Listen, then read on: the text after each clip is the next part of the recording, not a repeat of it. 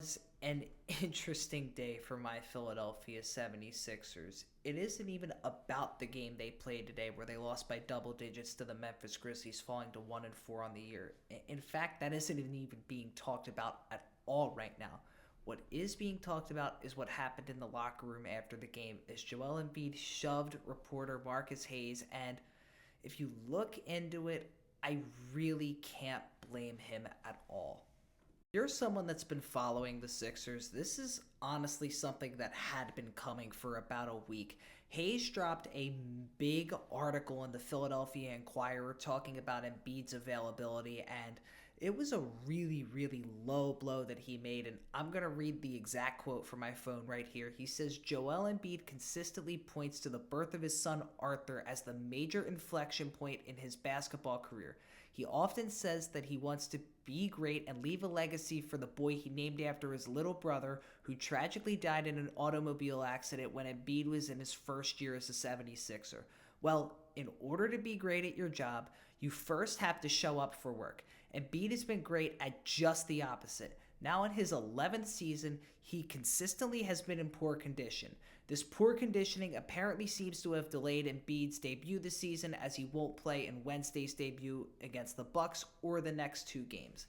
And my personal big issue with this is he could have made this exact point without bringing his family into it. There was absolutely zero reason for that. You could have made the point of, Embiid's availability, and there are certain questions about that are understandable. I mean, if you don't like the guy, you don't like the guy. Everybody's entitled to an opinion. But taking a low blow at his family and doing stuff like that is just extremely unwarranted, and why so many basketball fans can't stand sports media now. This is a thing where guys, just make these articles to get reactions, to get clicks, and why so many people are just so tuned out of things like this. The timeline, though, Friday was the first time that Joel Embiid had spoken to the media since this article came out, and this is where he dropped the I've done too much for this fucking city line, which is something that had been taken out of context a lot. A lot of people thought it was about the Philadelphia fans, and guys, no, he wasn't talking about us. He was talking about the media, and specifically Marcus Hayes, who he named in his article. And Embiid was talking about, how he had played through many an injury in the postseason, multiple torn meniscuses, multiple orbital bone fractures as well. And he used that to basically say, really, you think I don't care? I don't want to be out there, and this is what I've put my body through, and you're saying I don't really care. And Hayes the next day actually dropped another article basically, keeping his point, saying that, I stand by what I said, and that led to tonight. And Embiid and Hayes, they got in a shouting match. Kyle Neubeck and John Clark gave some really good details on it. They, came out with these reports on Twitter. Really good job by both of them. Neubeck, he talked about the one line Embiid said. He paraphrased it, saying, you can say that I'm a bad basketball player. You can say this and that about me, but just don't bring my family into it. And the John Clark one was, he got more of the actual quotes, and I'm again going to read this from my phone. He says, the next time you bring up my dead brother and my son again, you are going to see what I'm going to do with you, and I'm going to have to live with the consequences, was the exact quote he said to him, which, my God, if a 7-foot man said that to me, I'd be scared shitless. Embiid continually let him hear it over the next minute and a half. Him and Hayes kind of went back and forth. Embiid finally gives him a little shove on the shoulder, which, causes everything to happen. And this is another moment just where basketball and sports fans in general just have had enough with how pampered and how spoiled the media is.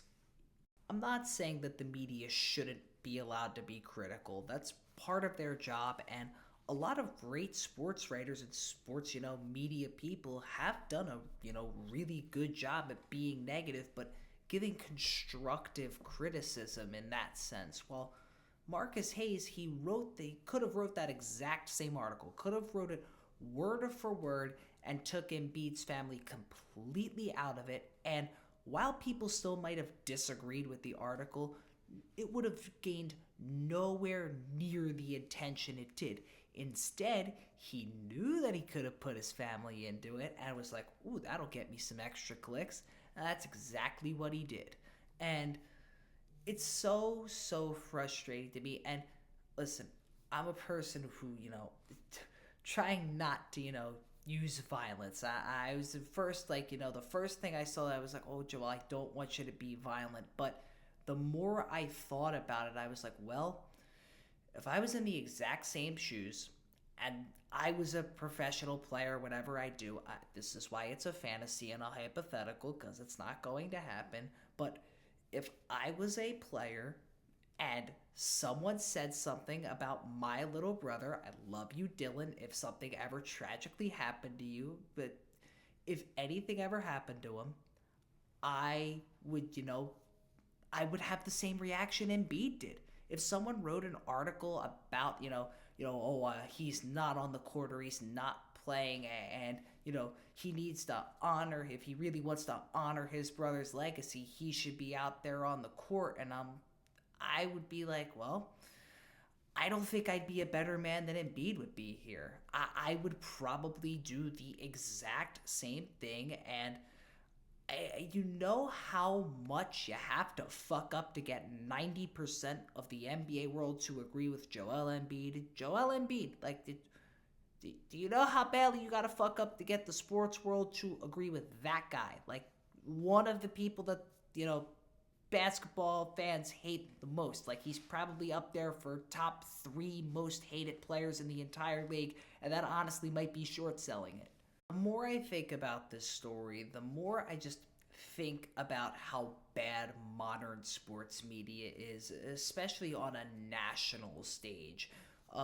There's really only, 2-3 big types. You're either the person that, makes the takes like these, try and get as many clicks as possible, make as many hot takes, maybe throw a family dig in there or something crazy like that.